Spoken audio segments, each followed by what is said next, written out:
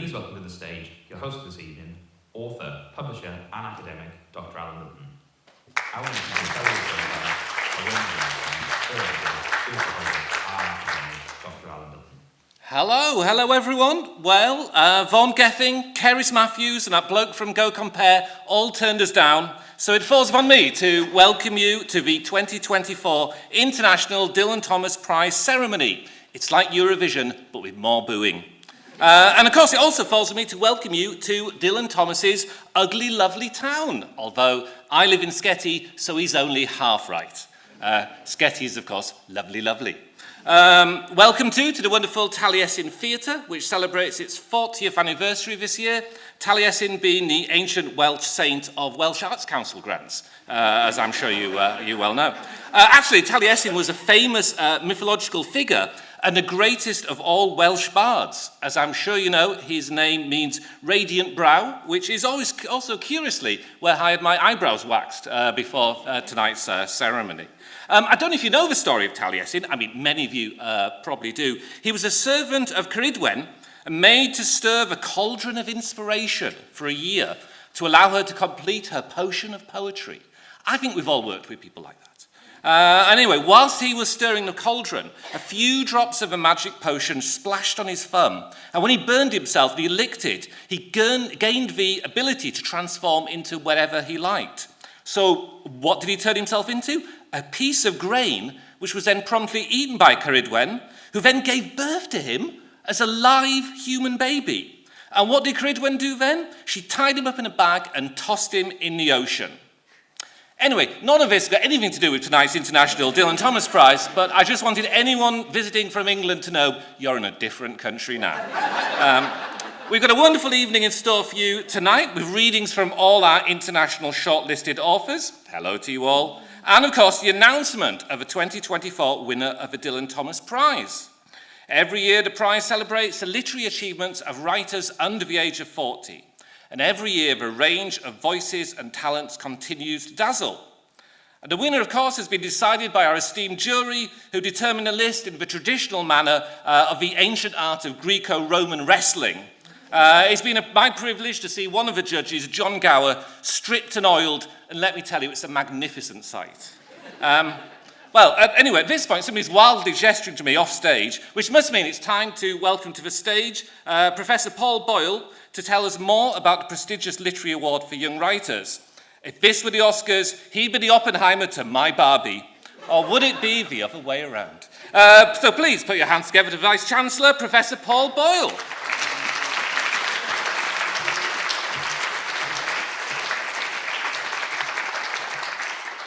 What an introduction. I don't think I've been called Barbie for a little while, so.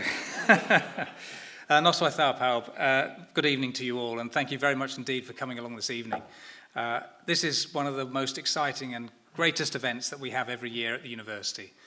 We're really very, very proud indeed of being able to honour, of course, Dylan Thomas, and this prize ceremony is a way that we can do that not just within our town, but also globally. This is something that makes a real difference out there, so we're really, really honoured to be hosts for this event. Of course, we're shortlisting here a number of people, and good luck to all of you. I know it's obviously a tense time, but just to have been shortlisted is a fantastic achievement, so well done indeed. This prize, as you saw in the video, of course, has been running for many years, since 2006, I believe, and it is indeed one of the largest and most prestigious awards for younger writers in the world. As we've just heard, it's for writers who are under the age of 40. And we are special in the sense that it's open to writers of all types of different prose, of poetry, of dramas, of short stories, and so on. And the whole point is to try and find someone who's really writing something wonderfully imaginative in the way, of course, that Dylan Thomas persuaded us to do many, many years ago.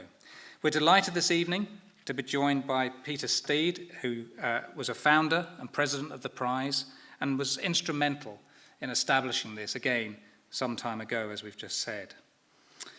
And of course, it seems particularly fitting to have the prize awarded here in the Taliesin, where we are literally a stone's throw from Cwndoncan Drive, where, of course, Dylan Thomas lived for the first 23 years of his life. That's why, of course, to us, he is so special. Special to Swansea, special to Wales, and indeed special to many across the world. Of course, he's not just special because of what he did in the past. There are many who aspire to what he taught us, and many writers today, many songwriters today, all think about a lot of the work that he has been involved in. So we'll be thinking about initiatives like Dylan Ed, and we'll be hearing a little bit more about that later on. It's the legacy of the Swansea University Dylan Thomas Prize that we are here to honour and uphold. But before we do that, I just wanted to wish my sincere congratulations again to the authors, the talented authors who are joining us here this evening. But also, I want to thank the judging panel. To John Gower, to Sean Hewitt, Julie Wheeler, and Tisha Seen, and of course the chair of the panel, Namita Gokhale. Thank you very much indeed for all the hard work that you've put in. It really is a considerable amount of work, we realise, to go through a number of different publications to reach the stage where we've got this shortlist and then to decide on a winner at the end of it. Finally, I'd like to thank all our wonderful colleagues at Swansea University who've put this together, have put the event together, pulled us all together tonight. Diolch yn fawr, thank you very much indeed for all the hard work that's gone into this, and I wish you all a wonderful evening ahead. It's very exciting, and I'm going to hand back now to Alan to lead us through it. Thank you very much, Steve. Alan.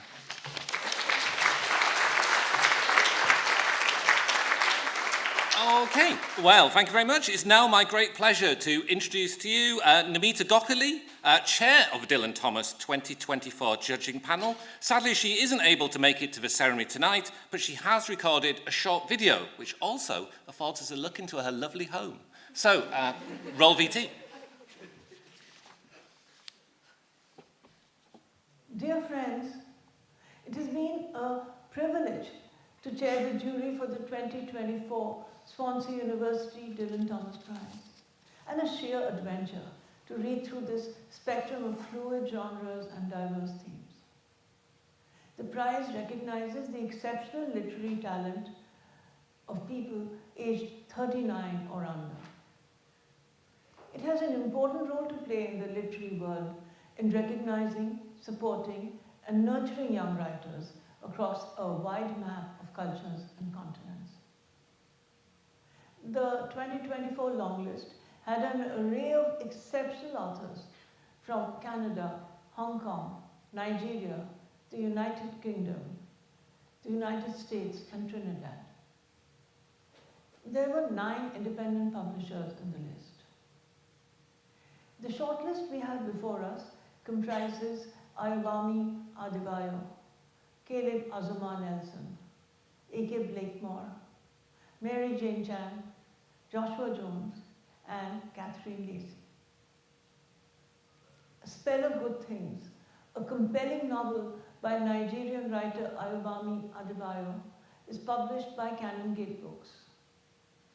It chronicles 2 families in modern Nigeria and has been described as taking us deep into the layers of Nigeria's divided society. Small Worlds, by the British Ghanaian writer and photographer Caleb Azumah Nelson, is published by Penguin UK. It is a deeply moving testament to the strength that lies within small things and small worlds. A.K. Blakemore's gripping novel, The Glutton, is published by Granta Books. This Gothic tale is based on the real-life story of a showman in the 18th century in France at the time of the French Revolution. Bright Fear, by Hong Kong-born poet Mary Jane Chan, is published by Faber and Faber. It explores themes of language, identity, sexuality, and the burdens of the colonial past. Local Fires, a collection of interlinked short stories by debut Welsh writer Joshua Jones, is published by Parthian. It examines themes of nostalgia, melancholia, and memory. Biography of X, by American novelist Catherine Lacey, is an ambitious work of alternative history published by Granta. It is a literary adventure tempered by political and philosophical observation. It has been a multi-layered and transformative experience to read these books and discuss them immersively with the other jury members. I thank John Gower, Sean Hewitt, Julia Wheeler, and T.J. Jin for the insights and deep conversations around the books. And thank you all at the University of Swansea for keeping the literary legacy of Dylan Thomas alive and vital through this important prize, which nurtures individuality and diversity and all the things we sometimes lose in a fast-changing modern world. Thank you again.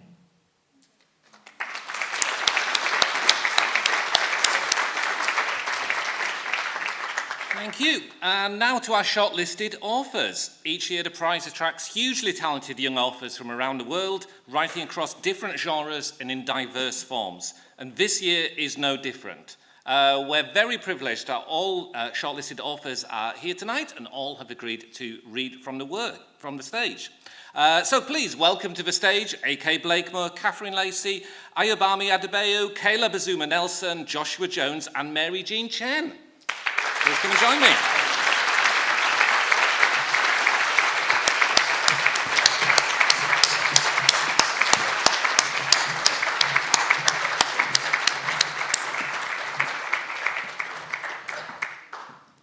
Okay, so we will ask each author to read in alphabetical order, just so you know when you have to stand up. First up, therefore, is Ayobami Adebayo with Canongate Books' A Spell of Good Things.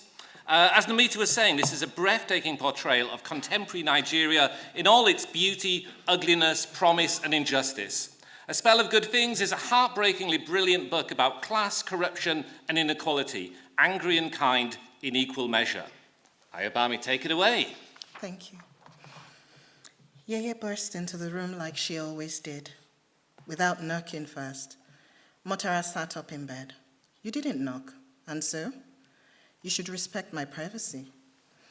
Yeye picked some chocolate wrappers from the floor and threw them at Motara. Look around you. This house is my husband's house. It's my own home. When you're in your husband's house, and I come to visit you, talk to me about privacy. Why can't it be my own house? 47. On Sunday morning, when her father asked if she planned to keep her husband waiting, as she'd done to him before they left for church together, Motara had decided to spend the week keeping account of how many times anyone in her family would speak about how she planned to behave when she was married, or living in her husband's house. Her husband's house was the destination everyone had been referring to since she was old enough to understand what they meant. If all she had noted that week alone was any indication, the husband's house was the destination of all good girls when they became women, just as heaven was the destination of all good people when they died. So far, between her parents and the aunts she had spoken to on the phone that week, she'd counted 47 references to how she'd behave in her marriage, in her husband's house, towards her in-laws.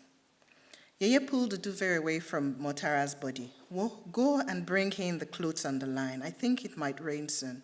But why can't Rachel do it? You, what have you been doing since morning? You've not even cleaned up your room. What are you doing right now that is stopping you from bringing in the clothes, What?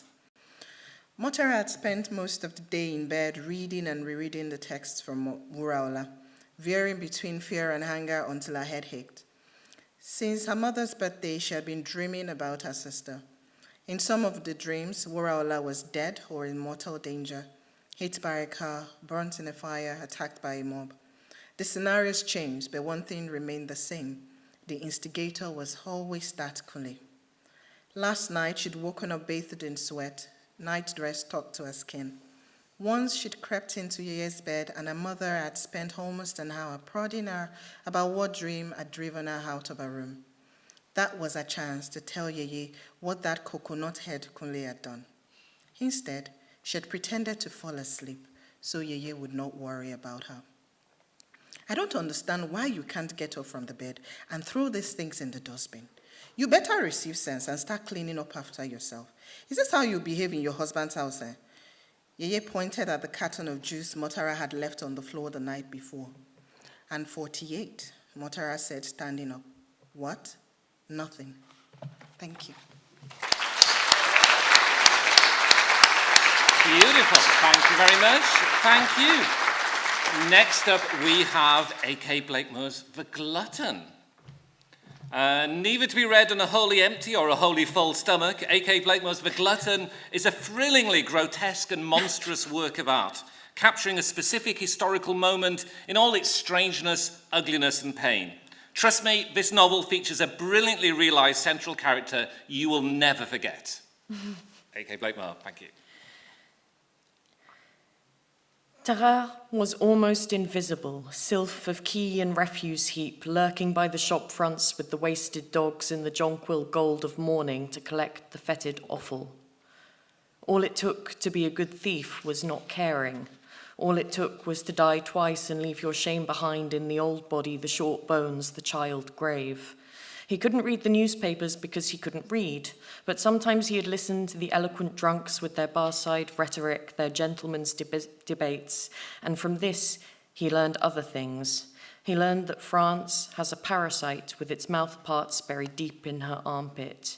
He learned that he is one of the 25 million, a million being 1,000, 1,000 being 100, who starve and die and reproduce themselves with a doomed mayfly abandon, railing at the empty sky. He learned that the pain and starvation of the 25 million is contingent, not ordained by God at least, but by men. This was news. This was meat for thinking. All the suffering and all the pain simply need not happen. And Tarare thought, and Tarare saw that this was also, in his case, untrue. He was the one man among the 20,000, 100 who was abject head to foot to his very bone. No revolution could reform his hunger, which had grown all-consuming. He never thinks of his mother anymore. He has forgotten her face. He would not have known her if she had passed by him on the Pont au Change. What he thinks of mostly is hunger. Morning hunger, evening hunger, hunger that wakes him in the night, hunger that he trips over like a loose cobblestone, hunger that he carries heavy on his shoulders like a litter, hunger bitter, hunger sweet, hunger like a beggar child with its arms wrapped around his middle, hunger red-eyed pigeon hobbling on beshitted stumps, hunger darkness, hunger light, hunger water, hunger fire. How to tame it if he cannot sate it? How to meet it like a creature? No revolution will reform Tarare. Topple kings and queens right into his open mouth and watch him ask for more. Thank you.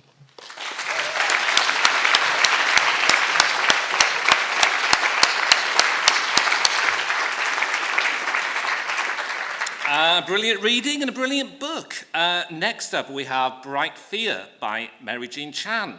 Terror and Love drive Mary Jean Chan's collection of poetry, which is at once politically engaged and deeply personal and tender. Students come for the post-colonial and gender themes, but readers stay for the moments of blazing beauty and grace. Mary Jean Chan.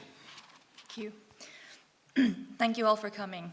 I'll be reading to you 3 poems, and the first poem is called Preface.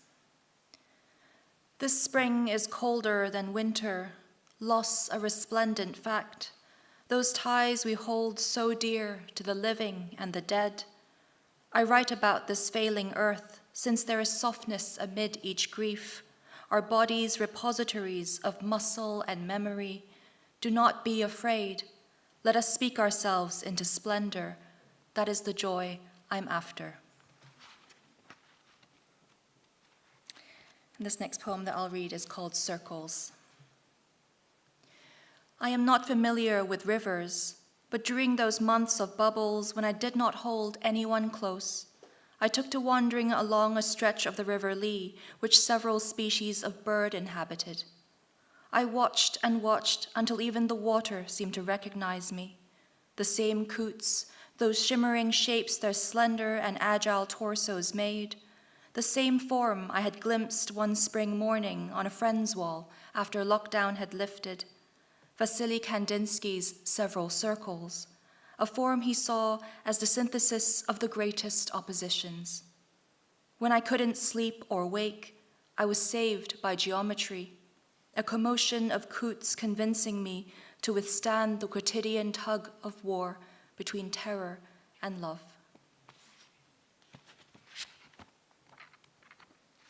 And the final poem is Postscript.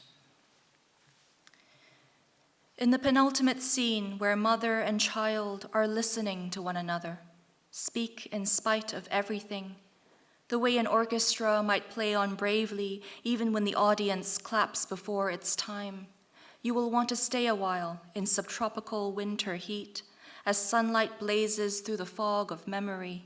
You begin to wonder if the origin story can at last be transfigured into the version redacted through the centuries, the one in which the garden comes alive, a queer child's vision of paradise where the trees are free to bear their multitudinous light. Thank you.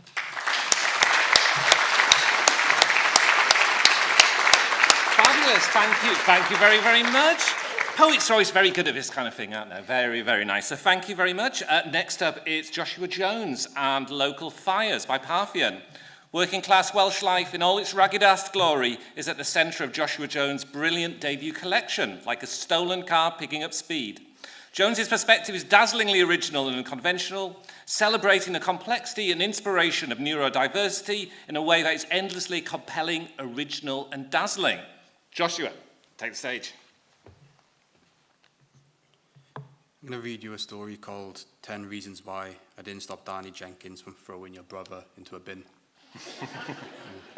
No, I'm serious.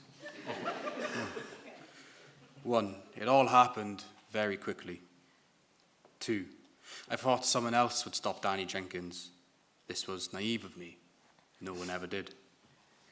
The nature of the bystander, an inability to take control or responsibility when part of a crowd. 3, I have an empathy score of 7 out of 80. No, genuinely, on my autism diagnosis, I do. No, really. I didn't know this at the time. I was simply known as a miserable shit. Dead inside, everyone said. I have come to learn that I have trouble processing my own emotions and identifying the emotional state of others in the moment. There's a great divide between my concept of emotion and my acknowledgement of it. It's called alexithymia.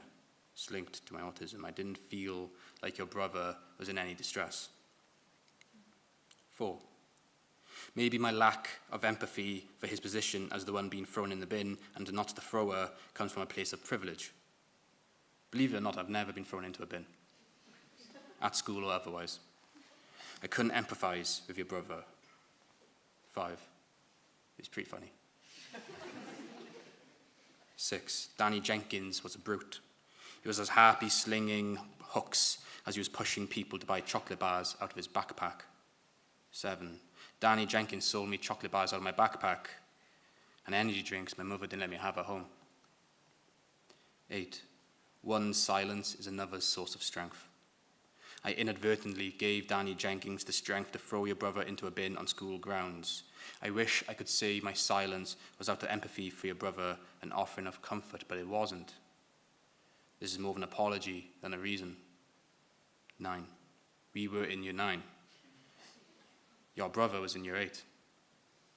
This was the natural order of things, the food chain of the school years, which is why when you came to rescue your brother, we backed down, even Danny Jenkins. You were a year 10. 10, it was raining and I wanted to go home. Diolch.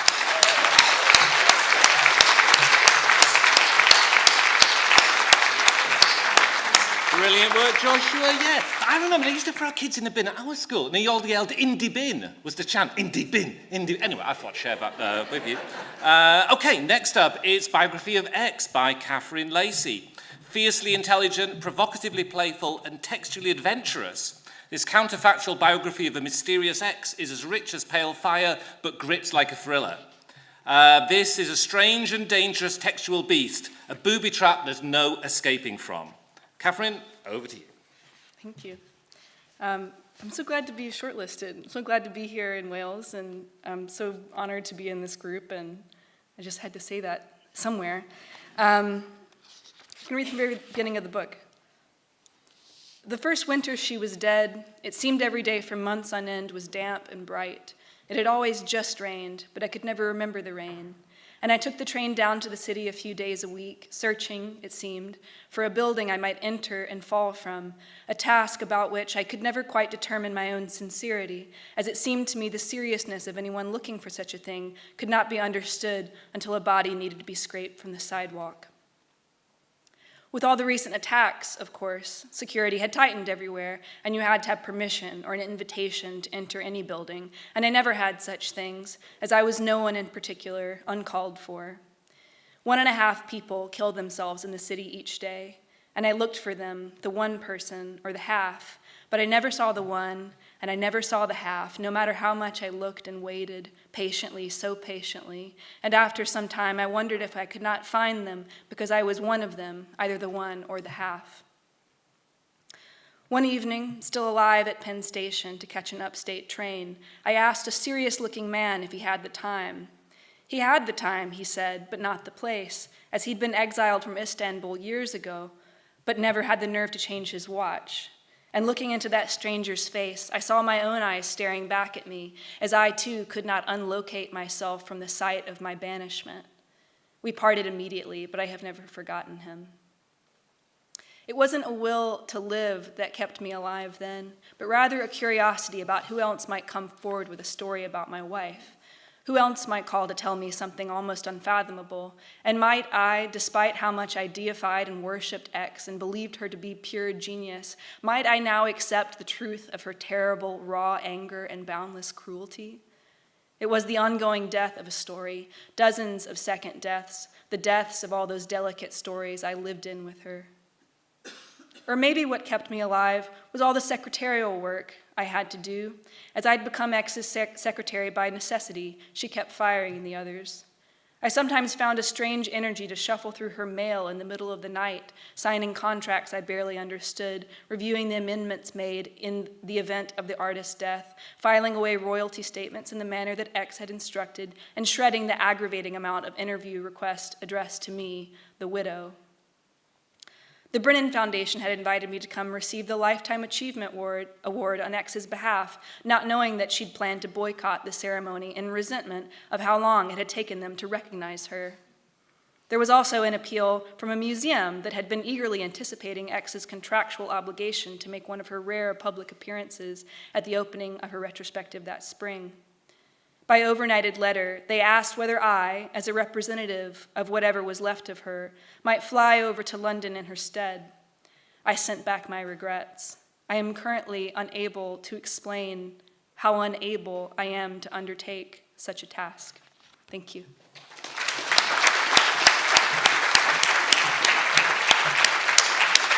Thank you very much, Catherine. And last, but by no means least, it is Small Worlds by Caleb Azuma Nelson. Lyrical, beautiful, and ceaselessly imaginative, Caleb's follow-up to Open Water explores Black Britain in all its vitality, drive, and diversity, but also demonstrates the work of an author ambitiously opening up his artistic horizons and not afraid to explore pain as well as pleasure. Caleb, take it away. Thank you. When it's your turn, it's almost without incident. Several months into 1986, your brother says he has work for you lined up in London, and the intention is that you'll study too. You spend a day deciding what you'll take with you and what you'll leave behind. You'll take the guitar, but you'll send for the records. It'll be too expensive to take everything in one go. You pack your warmest clothes, fearing the cold might touch your bones. You try to stuff your life into a case which couldn't possibly hold it. You try to wonder what your new life will look like, how you might go out into the vastness of the world, but all you can think of is the shape of the thing between you and joy. You hope that the distance and time hasn't warped and shifted it beyond recognition. You hope that your rhythm remains, that you might still be able to get into a car and drive with no destination. While you pack, your father comes into the room and takes your hand, speaking to you slowly, quietly, as if praying. Be careful when you go. The world is big and endless. You don't want it to swallow you up. Work hard, stay focused, send money back home when you can, and please, remember me always. You take a moment to look at him then. He's a little older now, not just in his face, but in his spirit. You're his youngest son, and it feels like the gap between you grows wider every day. Sometimes you see a sheen on his eyes like a glimmer, a sad glint, his attention elsewhere. You've never seen him cry, but in those moments, he looks close. Whenever you go to ask what fragment has bled into his day, what's haunting him, he waves a hand, pushes any notion of closeness away. Despite this, you open your mouth to ask, how could I forget you? When your mum walks in, all youth and glint and smile, she takes your face in her hands and pulls you close so you feel her heart thud a melancholy rhythm. You know you can come back home whenever. I know, Mum. I know. Thank you.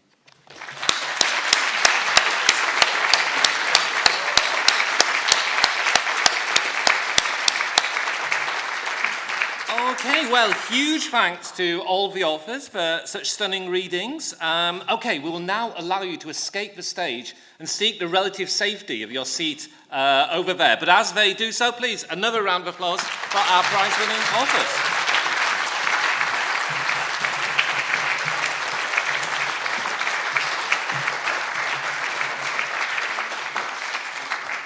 Thank you very much. So, to tell us about the Swansea University's Dylan Thomas Prize Module, as well as Dylan Ed's educational projects, please welcome to the stage, if this was Eurovision, she'd be the Bambi Fug to my Conchita Wurst, the convener of the International Dylan Thomas Prize Module, Dr. Sarah Gamble.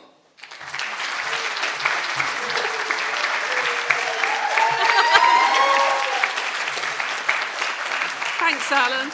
I promise I won't scream quite as much. There won't be as much screaming or, black magic in this presentation. So thanks, Alan, and hello, everybody. Now, the International Dylan Thomas Prize module was set up by Swansea University's Department of English and Creative Writing in 2019 in order to make use of the unique relationship between the Dylan Thomas Prize and Swansea University and the learning and teaching opportunities that this opens up. For me, as the course convener, and the students who chose to study this course, tonight is the culmination of weeks of reading and discussing the books chosen for this year's long list.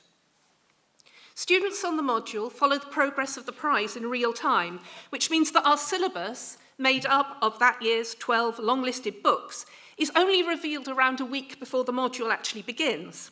And this means not only that we all have to read extremely fast, but that we're also taken outside of our own individual literary comfort zones as readers, having our worlds expanded by encounters with hyper-contemporary writing across a range of genres and cultural contexts. Alongside academic discussions of the books, students also attend talks given by a number of professionals from across the book industry, such as PR experts, publishers, editors, and authors. University students studying English literature tend to spend a lot of time discussing what's between the covers of a book, and we do this. But also on this module, students reflect on the book as a product that is chosen, written, reworked, marketed, and publicised. As part of their assessment, the students have to review books from the long list with several different audiences in mind. They write online blogs, newspaper-style reviews, and they make a book talk video. The prizes being awarded tonight are for the highest scoring portfolio of book reviews and the best book talk video. So, firstly, the prize for the best portfolio of assessed work goes to Luke Blake. Luke, please come up. And to present the award, please welcome to the stage Joshua Jones.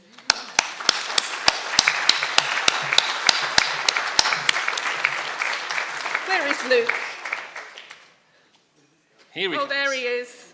I told him to be on the end of a row. It was a big hint.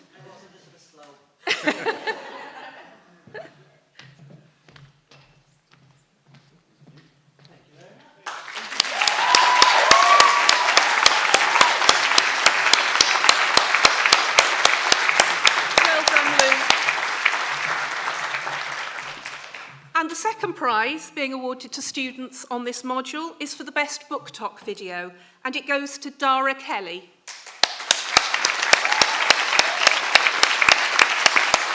And to present the award, please welcome to the stage Caleb Azuma Nelson.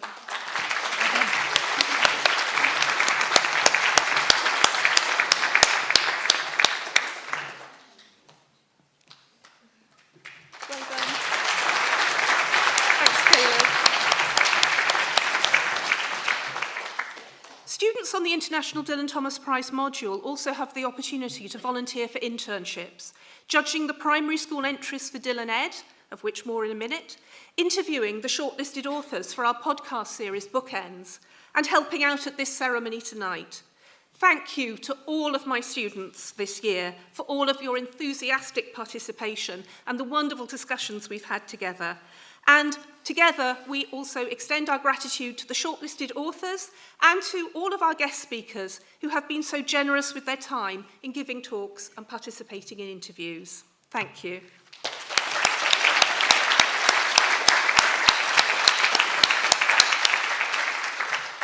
So we now move on to the school age prize winners.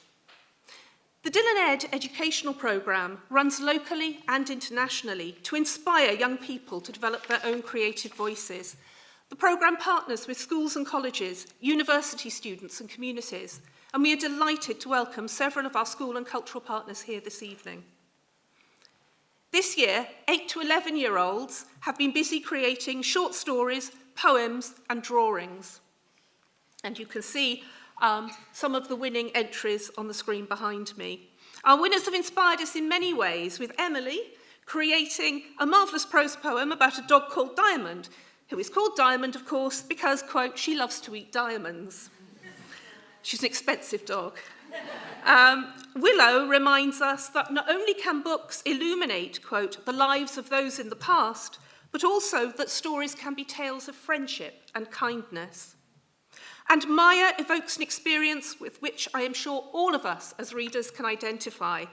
Quote, you can see it up on the screen behind me. Slowly the page creeps open, turning out in my hand as the first word approaches. Open, it sucks me in. I think that's a marvellous description of the fascination of opening a book for the first time.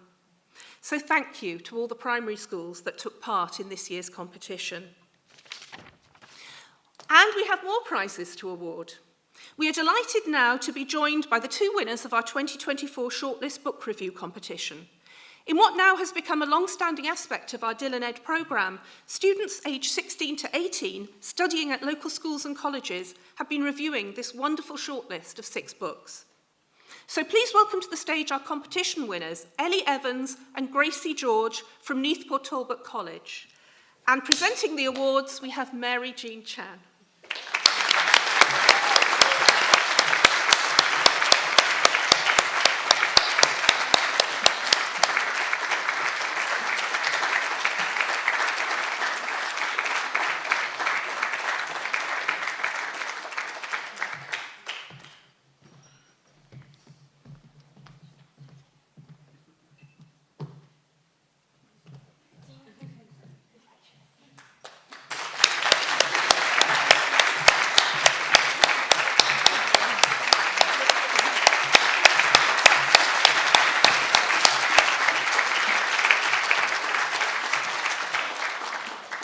So in conclusion, the International Dylan Thomas Prize is a wonderful annual literary event which we are privileged to be able to draw upon as an invaluable learning resource that inspires creative and critical work from students at every level of education. So I would like to say a final heartfelt thank you to everyone who has participated in Dylan Ed this year. Thank you.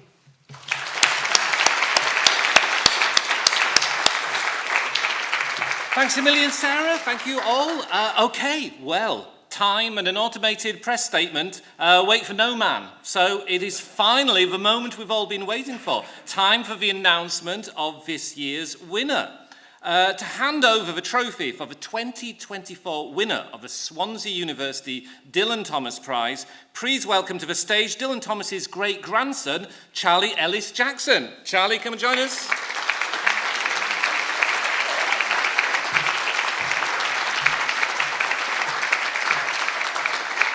Okay, so look, a bit of a golden envelope, an exciting moment. And the winner is... It is Kayla Bazuma Nelson. Congratulations.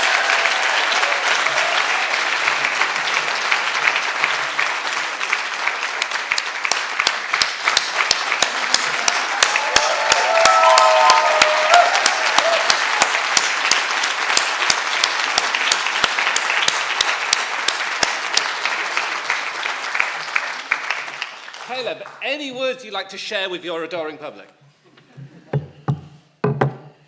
I will say beforehand, I was not nervous at all, and I'm now in a state of shock. I think first and foremost, a big thank you to my editor who is here, who has just like guided me, not just as a writer, but as a person, and I wouldn't be the same person I am without you. A big thank you to my agent, Sarah and Adams. Like, meeting you really changed my life in such a big way, and I'm just so glad to have you as not just an agent, but as family. My mum, my dad, my brother and sister, this book is really and truly for them. My partner, who is here as well, who just encourages me to dream and to love in such a big way. I think the other shortlisted writers, I'm just so grateful to be on a shortlist with you all. Your work is astounding. Everyone who is here, go out and read it all. Yeah, I don't really know what to say. Aside from that, I'm just really, really grateful to be acknowledged for this honor. Thank you.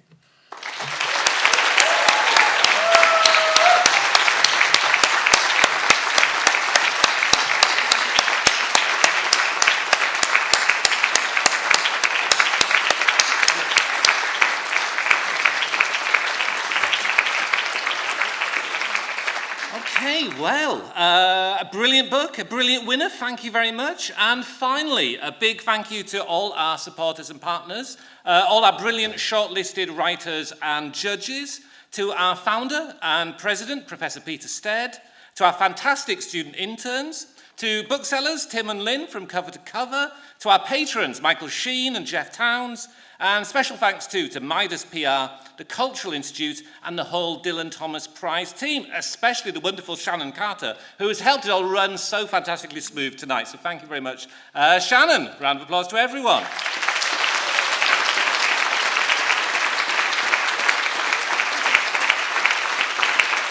And one final mention, of course, to a person who's put so much incredible hard work into the Dylan Thomas Prize over the years, the wonderful Elaine Canning, who's unfortunately unwell at the moment and can't be with us this evening. Elaine, we miss you, we love you, come back to us soon.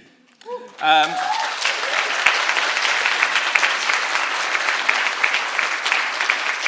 thanks too, of course, to the Taliesin for hosting this year's ceremony. Copies of all of tonight's nominees' books are on sale with Cover to Cover on the way out, so make sure you carry home as many as you can physically and financially can accommodate. Copies of the host novel are also available. Oh, who wrote that on the auto cue? Guys, please, please. Or if indeed there was an auto cue. Okay, we would now like to invite you to join us for a reception to celebrate this year's winner. Otherwise, that is it. In the words of Dylan Thomas, I've had 18 straight whiskies, and I think that's a record. Diolch and nos da. Thank you very much.